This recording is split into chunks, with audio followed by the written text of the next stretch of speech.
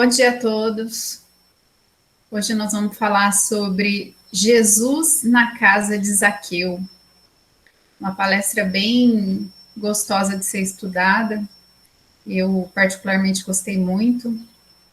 Abre muita visão de todos nós. E eu vou compartilhar um pouquinho com vocês. Essa passagem pode ser encontrada lá no Evangelho de Lucas, capítulo 19, versículo de 1 a 10.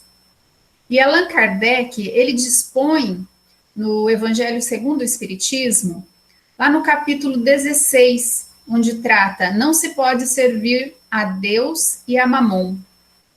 Todavia, para nós compreendermos a história que foi contada naquela época pelos apóstolos, é imprescindível que nós possamos conhecer a situação, os fatos que se deram para que ela fosse relatada para nós.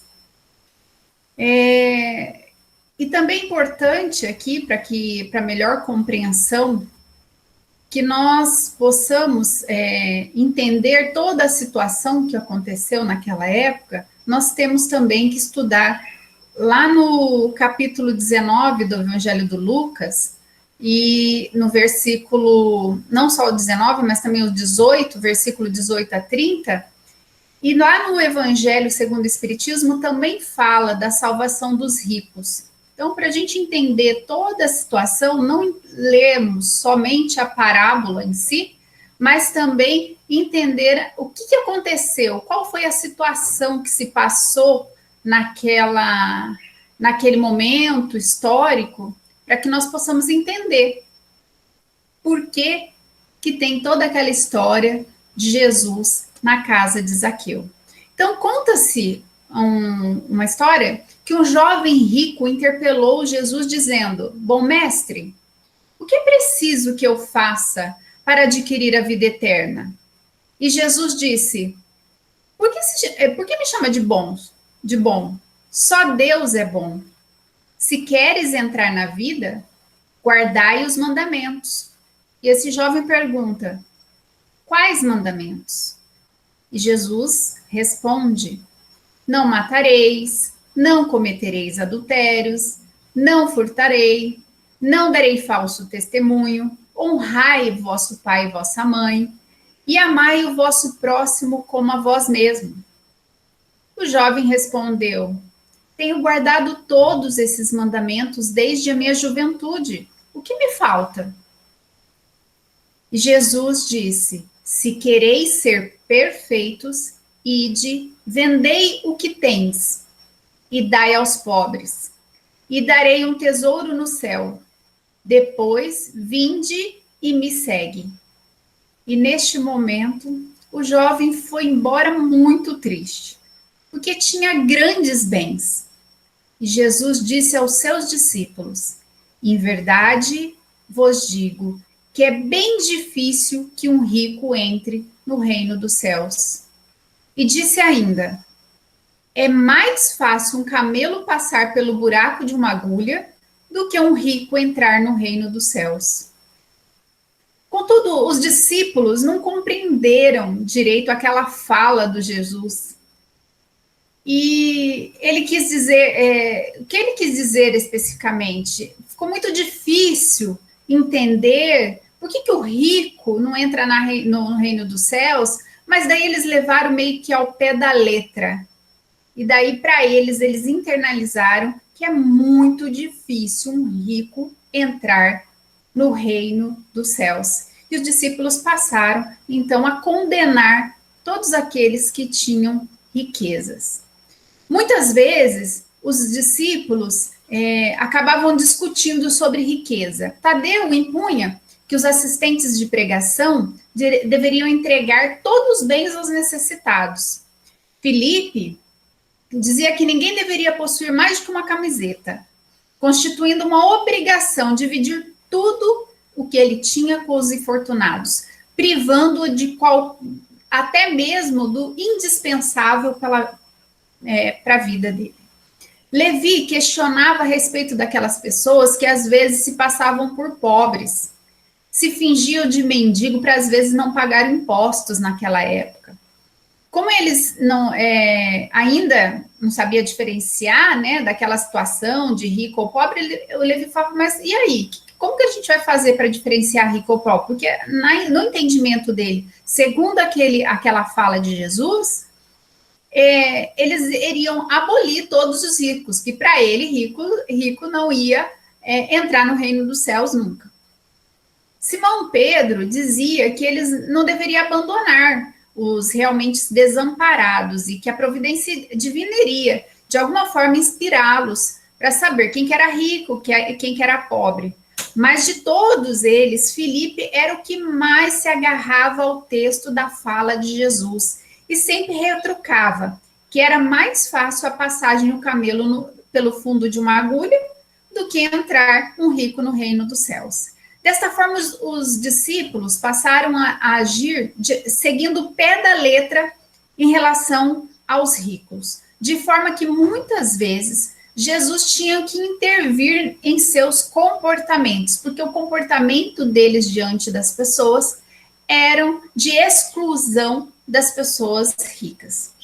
Todavia, apesar dessa discussão, às vezes eles ficavam conversando, discutindo a respeito desse questionamento da riqueza, Jesus nunca interveio, só ficava ouvindo eles falarem, discutirem qual que era o posicionamento dele. E preferiu guardar uma oportunidade correta, não para falar, mas para exemplificar a sua palavra. E passado algum tempo já, e ainda pendia aquela discussão entre os profetas e aquele questionamento de rico, de riqueza, como deveria aceitar, ou basicamente fazer com que as pessoas despojassem dos seus bens, e também já estava próxima a partida de Jesus através do martírio, quando ele resolveu ir para Jerusalém.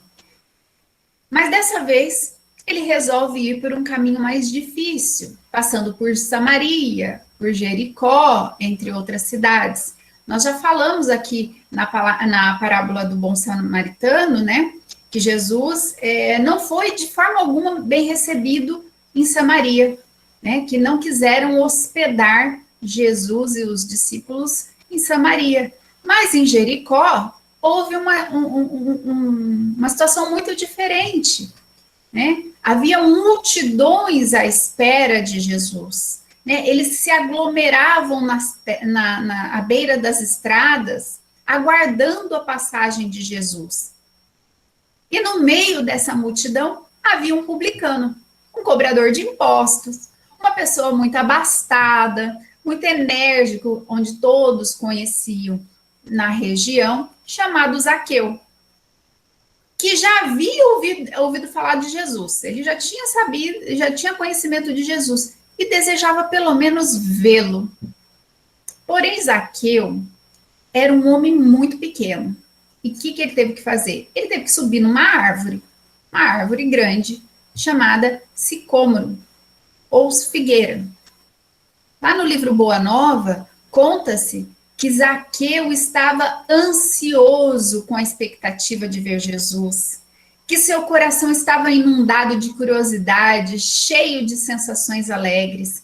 E quando Zaqueu viu Jesus passando ali próximo a ele, ele ficou admirado com seu porte nobre, com a sua simplicidade, e ele sentiu todo aquele magnetismo da simpatia que era transmitido pelo Jesus naquele momento. Foi quando Jesus parou ao lado dele e lhe disse com um aceno bem íntimo, chamando pelo seu nome: Zaqueu, desce dessa árvore aí, porque hoje necessito da tua hospitalidade e de tua companhia. Zaqueu ficou extremamente surpreendido com grande alegria ele desceu rapidamente daquela árvore, abraçou Jesus e já começou a dar as primeiras ordens, as primeiras providências para que aquele querido hóspede, sua comitiva, fosse bem recebido em sua casa. E Jesus deu o braço para Zaqueu e eles foram se dirigindo até a casa de Zaqueu. Vejam bem, vocês conseguem imaginar nessa situação aí toda, diante dos discípulos, daquilo que eles pregavam, e dessa situação de Jesus com Zaqueu, a expressão dos discípulos naquela hora? Vocês imaginam, podem imaginar como que ficou? Filipe, naquele momento, ele perguntava a si mesmo, mas não se trata de um rico que deveria ser condenado? Ficava pensando. Simão Pedro refletia, meu Deus, como que nós vamos justificar tudo isso? Se Zaqueu é um homem de dinheiro e pecador perante a lei? E lá na casa de Zaqueu, eles foram a princípio recebidos com um lanche, começaram a falar da doutrina, e Zaqueu, sabendo que Jesus condenava as riquezas criminosas do mundo, tentou explicar com toda a sinceridade de sua alma e disse: Senhor, é verdade que eu tenho sido observado como um homem de vida reprovável, mas desde muitos anos venho procurado empregar dinheiro de modo que represente benefício para todos os que me rodeiam na vida. Desta forma, ele relata que em Jericó haviam muitos pais que não tinham trabalho e que ele se organizou muitos serviços como criação de animais, cultivo de terras, que as famílias passaram a ir atrás dele, a procurá-lo, em busca do indispensável de recursos para a sua vida. E ele diz ainda que os servos da casa dele nunca o encontraram sem uma sincera disposição de servi-lo. E conforme ele ia falando, Jesus ia falando assim: abençoado seja o seu esforço, regozijo-me contigo, alegro-me contigo. Ele ia felicitando Zaqueu, e Zaqueu foi ficando inflado, ele ficou tão feliz, tão satisfeito por ele estar sendo bem recebido e aceito por Jesus, né, naquele momento, que o sentimento tão recompensado com aquelas, ele teve um sentimento tão recompensado daquilo que ele estava fazendo, que ele falou: Senhor, Senhor, tão profunda é minha alegria que repartirei hoje com todos os necessitados a metade dos meus bens. E se em alguma coisa tenho prejudicado alguém, indenizá-lo-ei quadruplicadamente. Neste momento, Jesus veio, abraçou Zaqueu e disse: bem-aventurado és tu, que agora contemplas em tua casa a verdadeira salvação. Vendo aquilo, Filipe e Simão Pedro não conseguiam ocultar todas aquelas deduções desagradáveis que eles estavam tendo diante daquela situação.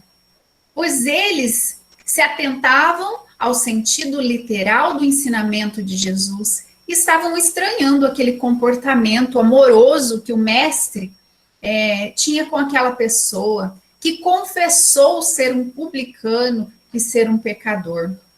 Foi quando Zaqueu se ausentou um pouquinho de perto deles para dar ordens para o jantar que seria servido, e também para chamar os seus filhos para conhecer Jesus. Que os profetas chegaram perto de Jesus mais próximos e o encheram de perguntas. E começaram: por que tanta aprovação a um rico mesquinho? As riquezas não eram condenadas pelo evangelho do reino? Por que não hospedar numa casa humilde, e sim naquela vivenda suntuosa, contrariando os ensinamentos de humildade? Poderia alguém servir a Deus e ao mundo de pecadores? E Jesus só foi ouvindo aqueles questionamentos dos discípulos, e depois ele respondeu firmemente: amigos, acreditais porventura que o evangelho tenha vindo ao mundo para transformar todos os homens em miseráveis mendigos? Qual a esmola maior? A que socorre as necessidades de um dia? Ou a que adota providências para uma vida inteira? No mundo vivem os que entesouram na terra E os que entesouram no céu, os primeiros, escondem suas possibilidades no cofre da ambição e do egoísmo, e por vezes atira moedas douradas aos famintos que passa, procurando livrar-se da sua presença. Os segundos ligam suas experiências de vida numerosas, fazendo de seus servos e dos auxiliares de esforço a continuação de sua própria família. Estes últimos sabem empregar o sagrado depósito de Deus e são seus mordomos fiéis à face do mundo. E assim, os discípulos tentam se justificar com Jesus. E ainda questionando Jesus. Eles falaram, mestre, tá certo, eu não entendi corretamente o que estava acontecendo, né? Qual que foi a intenção do Senhor? Qual foi as palavras do Senhor? Mas nós estamos fixados no pensamento que nós deveríamos apenas amar os próximos, os pobres. É isso que a gente tinha em mente. Não é isso que o Senhor prega?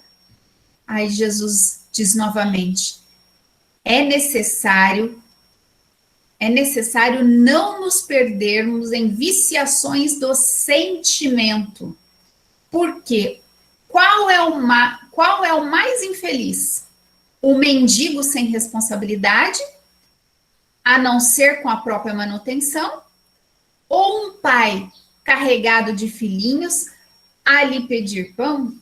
Então, Jesus questionou para eles, qual que é o mais infeliz aí? Né? O mendigo ou um pai de família?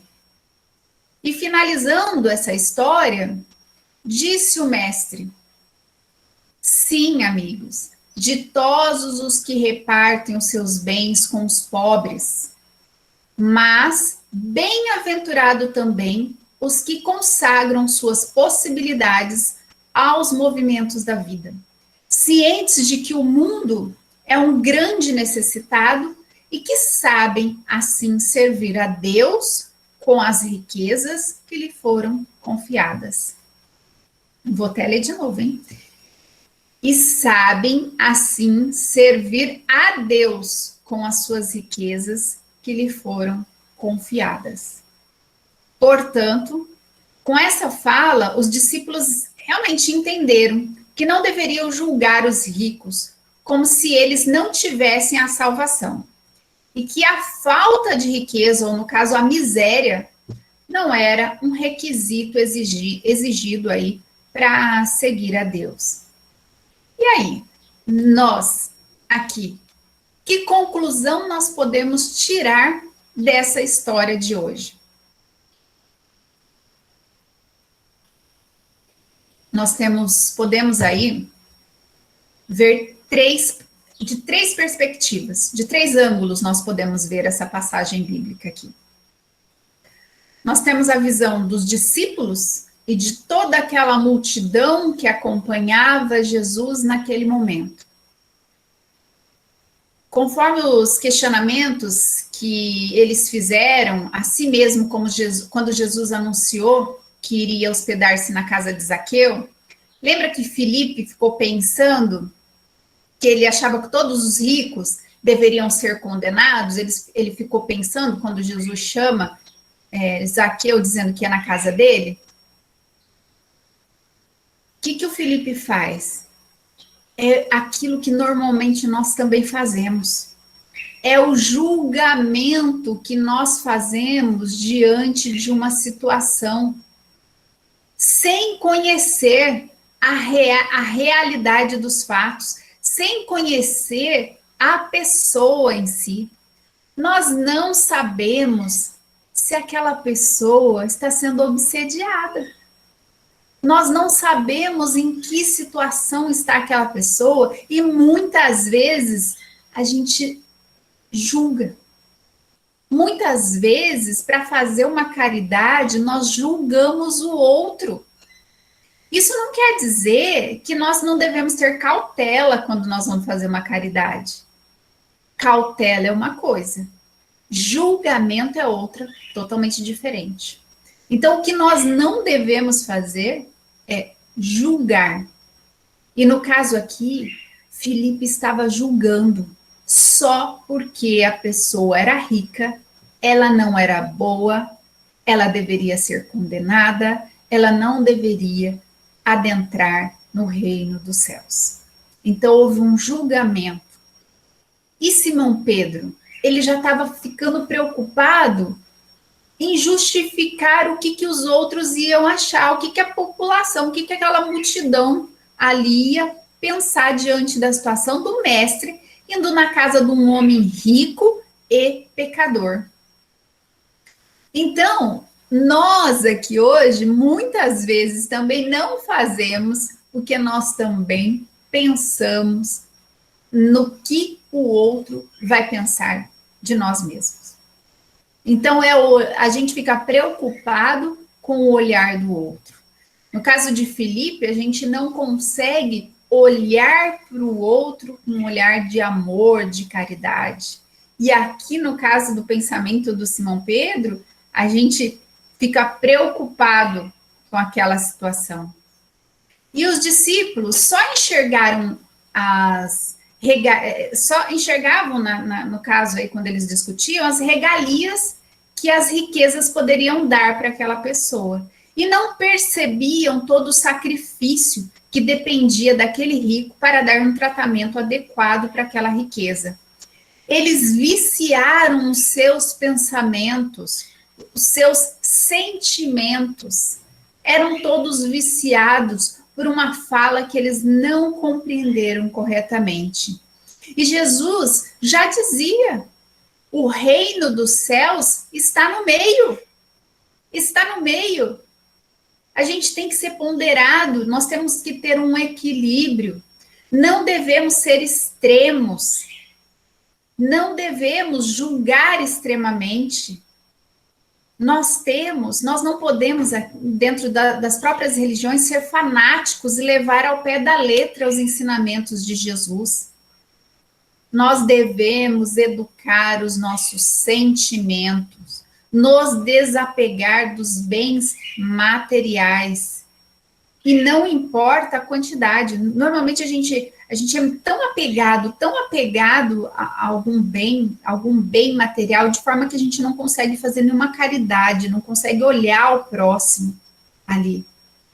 E esse apego, o apego não importa a quantidade, não importa a riqueza que você tem.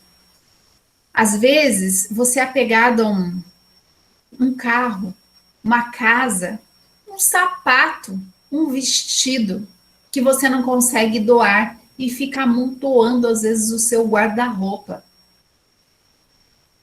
Então, a riqueza aqui não importa a quantidade, porque, como foi relatado nas discussões lá dos discípulos, acho que é Filipe, falava que tinha que ficar com uma única camiseta e tinha que até faltar as necessidades indispensáveis para a própria vida. Era um posicionamento, eles eram fanáticos, seguiam a pé da letra.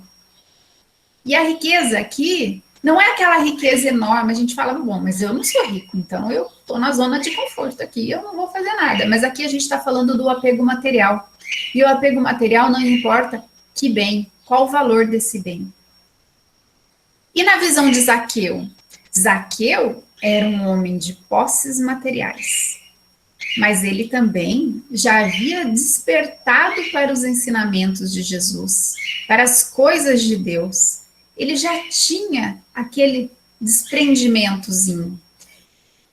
E ele veio com uma das maiores missões, com a prova mais difícil que uma pessoa pode passar, muito mais do que a miséria, pois ela pode, muitas vezes, arrastar aquela pessoa que tem posses por tentações, devido às fascinações que os bens materiais exercem sobre nós, excitando-nos o orgulho, o egoísmo, a vida sensual.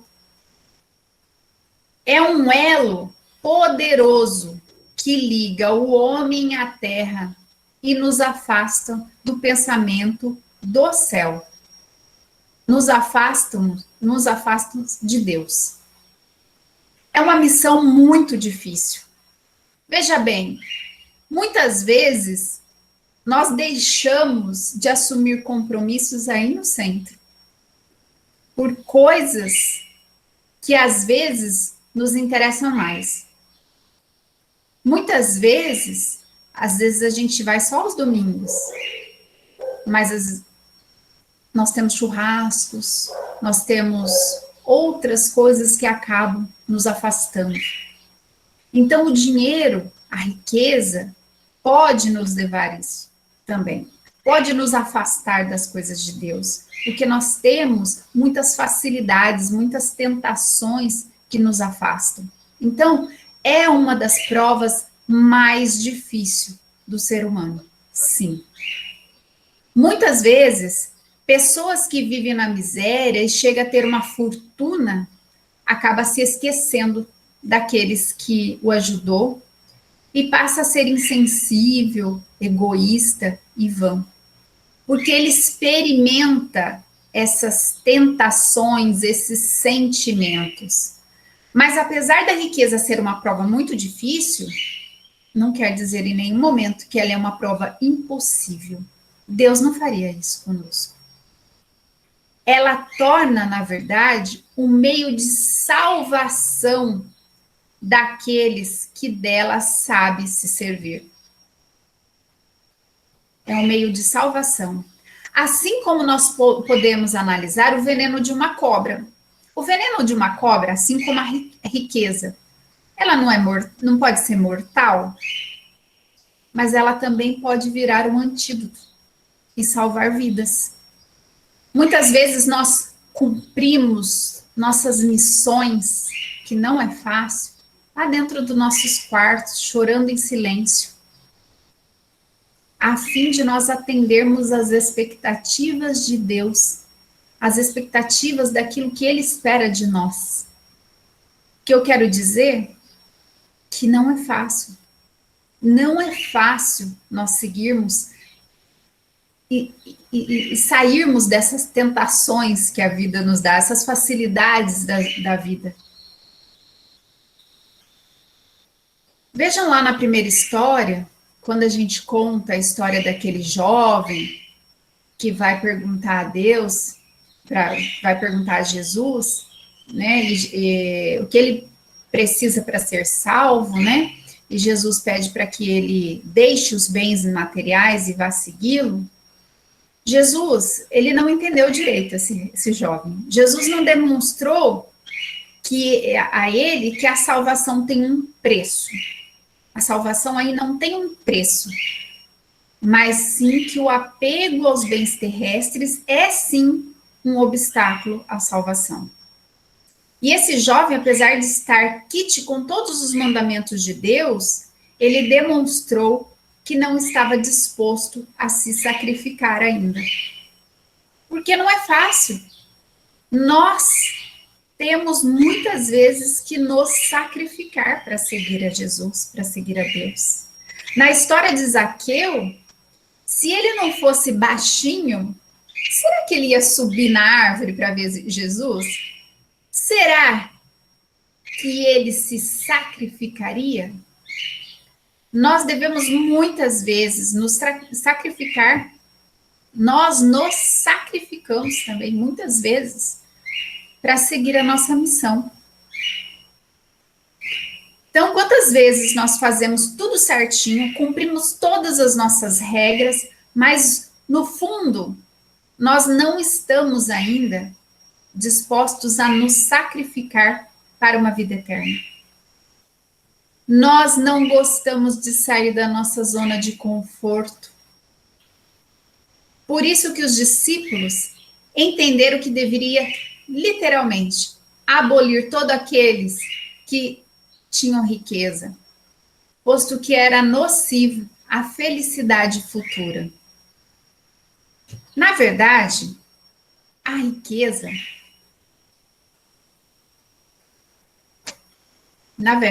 não é a riqueza que é a fonte de todos os males da terra, como assim entendiam os discípulos.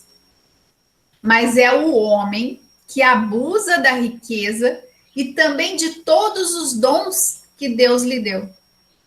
Então, não é a questão da riqueza aí, o fato da pessoa ser rica ou não, mas sim a destinação pelo qual nós damos aquela riqueza.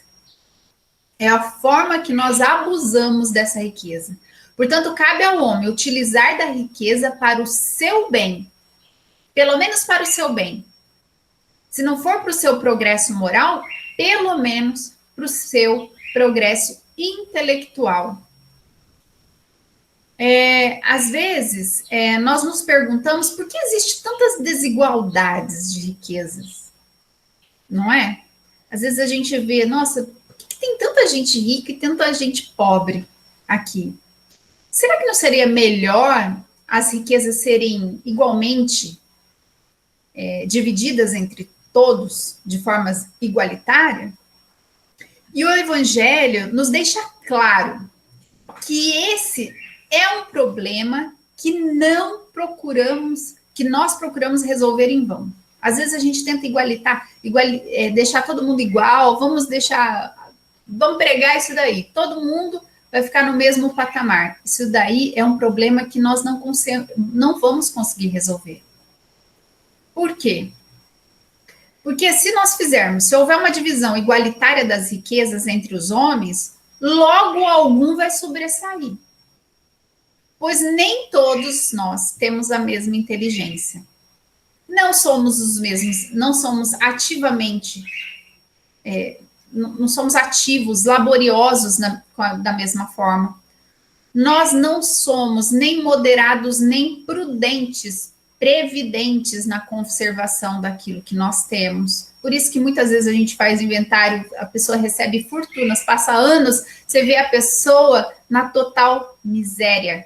Você fala, mas como? Porque ele não sabe trabalhar essa riqueza.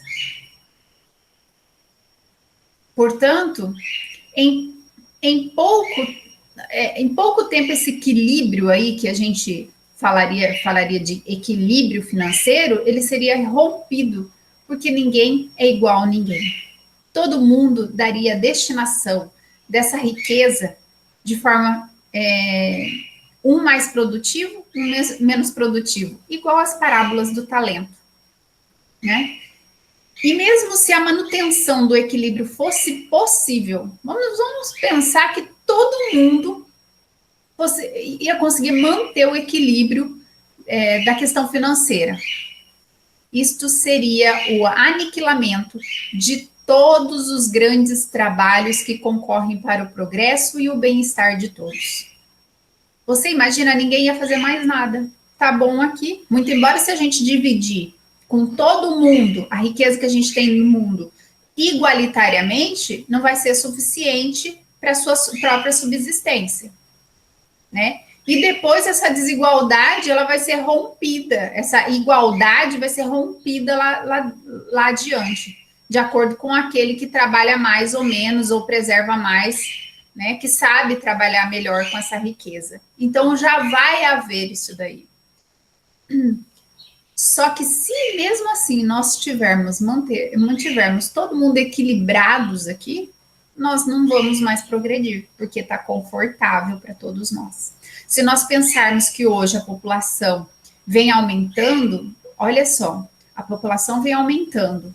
Nós precisamos da ciência para ver a melhor forma para que nós possamos adquirir bens para todos, de uma forma justa. Com isso, as pessoas desenvolvem o intelecto. Mas para a ciência se desenvolver o intelecto, nós precisamos do financeiro. E só assim nós temos um processo evolutivo de cada um de nós, de cada uma daquelas pessoas que estão envolvidas nessas questões. Então, nós estamos pensando em falar tanto em riqueza, nós estamos aqui falando em riqueza, riqueza, riqueza, e a gente está pensando em dinheiro, né? Mas qual é a verdadeira riqueza para Deus? O que nós deveremos levar para a vida eterna? A verdadeira riqueza para Deus é tudo aquilo que nós não podemos levar deste mundo. Tudo aquilo que a gente não pode levar. Tudo aquilo que não cabe dentro do caixão. Mas a verdadeira riqueza é a nossa inteligência, conhecimento adquirido, as qualidades morais. Essa é a verdadeira riqueza que Deus nos dá. Porque aquilo que nós recebemos ao nascer e deixamos quando partimos deste mundo, isso não é nosso. Nós apenas estamos no gozo desses bens. Não é posse real. Nós somos meros usufrutuários. Os bens da terra pertencem a Deus, que os dispensa segundo a sua vontade, sendo um homem um mero usufrutuário ou administrador, mais ou menos íntegro ou inteligente na hora de administrar. E assim como fala a parábola dos talentos, não sei se vocês recordam, nós temos que empregar corretamente os bens que adquirimos na terra, de forma a resultar um bem qualquer para o próximo. A missão das grandes fortunas aqui é aniquilar as misérias, não dando esmolas, mas, sobretudo, dando trabalho, que é através dele que se desenvolve a inteligência e realça a dignidade da pessoa. Por isso, quando Jesus abraçou Zaqueu, já pensando na visão de Jesus aí diante dessa passagem bíblica, quando ele abraçou Zaqueu lá, Jesus nos conhece. Ele nos conhece, inclusive, por nossos nomes, assim como chamou Zaqueu. Ele sabe de todos os nossos sacrifícios. Por isso que ele pega e fala para Zaqueu, depois de Zaqueu relatar tudo aquilo que ele está fazendo com as riquezas que ele possuía. Bem-aventurado és tu, servo bom e fiel. É porque ele sabia do sacrifício do Zaqueu e que ele estava multiplicando os seus talentos, dando trabalho para aquelas pessoas que os dignificaria. E agora eu termino finalmente essa fala minha com uma frase descrita lá no Livro dos Espíritos, no Evangelho segundo o Espiritismo, que trata da instrução dos espíritos, pelo espírito Alger Fenelon, que é em 1860, que vem muito adequar ainda hoje. Dá esmola quando isso for necessário, mas, tanto quanto possível, convertei-a em salário, a fim de que aquele que a recebe, dela não se envergonhe. E eu gostaria de agradecer muito a vocês. Estou aqui aberta aos questionamentos, espero que eu tenha sido clara. Eu não vi o chat, Regina, se tem algum questionamento, você viu? Não, não teve nenhum.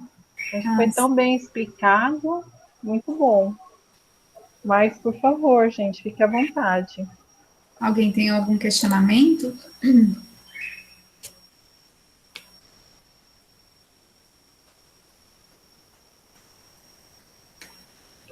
Ô, Cléo, eu estava pensando enquanto você estava falando, né? Assim, desse exemplo dos discípulos, né? Do julgamento deles, né? Tem a ver com as nossas imperfeições morais, né? Porque com certeza. no fundo, quando a gente está julgando alguém, será que a gente não está colocando para fora aí um pouquinho a nossa inveja, né? Nossos ciúmes? O que você acha? Normalmente, quando a gente aponta o dedo para o outro, nós estamos falando das nossas imperfeições. Primeiro, as nossas imperfeições. E Jesus, ele não quis pessoas perfeitas para o acompanhar. Ele queria pessoas normais ali. Porque ele poderia muito bem trazer todas as pessoas que o acompanhavam da forma como ele quer, como ele queria, já perfeitos, já sabendo, conhecendo todas essas leis. E ele preferiu pegar discípulos que realmente tinham os seus defeitos, que a gente fala, né, as imperfeições aí, ele queria transformar essas pessoas também, porque ele exemplificava. É com a transformação. E quem que ele teria que transformar ali primeiro? Os discípulos. Não é? Então, realmente, os discípulos, assim como nós, não somos imperfeitos. E normalmente, quando nós apontamos o dedo para o outro, é quando fala, né? Quando você aponta o dedo assim, vem 4 para a gente, né? Então, a gente fala das nossas imperfeições. E quando a gente vai julgar, em tese, não é julgar, a gente tem que falar, ou falar a verdade para o outro, né? A gente tem que falar com amor, de forma que a gente não dê uma chicotada no outro, né? Ferir o outro com as palavras, para falar aquilo que é o certo, o que é o correto. Acho que é isso, Regina.